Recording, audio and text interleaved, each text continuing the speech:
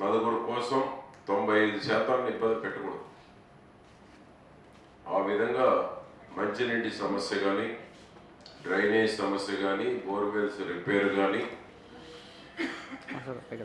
అనాథ ఆక్రమణలు కానీ, ఎలిజిబుల్ ఉన్నటువంటి వాళ్ళకి పెన్షన్ రాయటంలో కానీ, ఇన్ఎలిజిబుల్ అర్హత లేకపోయినా పెన్షన్లు ఇచ్చారు గత గవర్నమెంట్లో, అవి రిమూవ్ చేయటంలో కానీ, అర్హత ఉన్న వాళ్ళకి పెన్షన్లు ఇప్పించడంలో కానీ, కార్డు ఉండి అర్హత ఉండి కార్డు లేని వాళ్ళకు కూడా రిజర్వ్ పెట్టుకోండి. ఎనీ టైం గవర్నమెంట్ డైరెక్షన్ వచ్చేటువంటి అవకాశం ఉంది. ఇవన్నీ కూడా మీ సచివాలయం యాక్టివ్ అయితే, మా కమిషనర్ గారు అన్ని పాయింట్లు చెప్పాడు. డంప్ కూడా 10 లోపల క్లీన్ అవ్వాలి.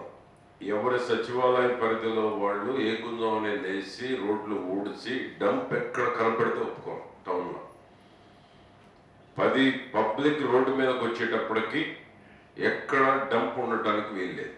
మీ సచివాలయాల పరిధిలో మీరే బాధ్యత. డంప్ అక్కడ ఉంటే రోడ్లన్నీ ఊడ్చి ఒకసారి పోస్తే ఉపయోగం ఏంటి? కాబట్టి మీ సచివాలయాల పరిధిలో 10 గంటల కల్లా ఎప్పుడు కూడా చంద్రబాబు గారి ప్రభుత్వంలో టాప్ ప్రయారిటీ ఉంటుంది. ఊడ్చేటువంటి దానికి కానీ, డంపులు లిఫ్ట్ చేసేటువంటి దాంట్లో కానీ. కాబట్టి ఇది కూడా బాధ్యత తీసుకోవాలి. ఎక్కడికక్కడ డంపులు ఉన్నాయి. నేను వచ్చినా కొంత బెటర్ చేశాను. చాలా వరకు అయిపోతుందా? అయిపోవాలి. అవసరమైతే నంబర్ పెంచుకోండి.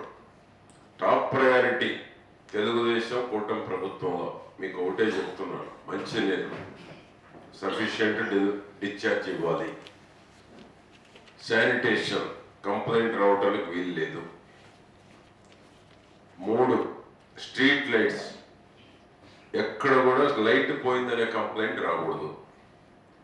4 ఫాగింగ్, దోమలు వీలైనంత వరకు తగ్గించాలి.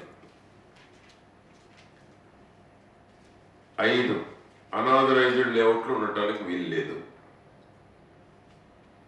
6 ఆక్రమణ, బండి పోవడానికి కూడా వీలు లేకుండా ఆక్రమించడానికి రైట్ లేదు ఎవరికి రోడ్లు. వీటి మీద మనం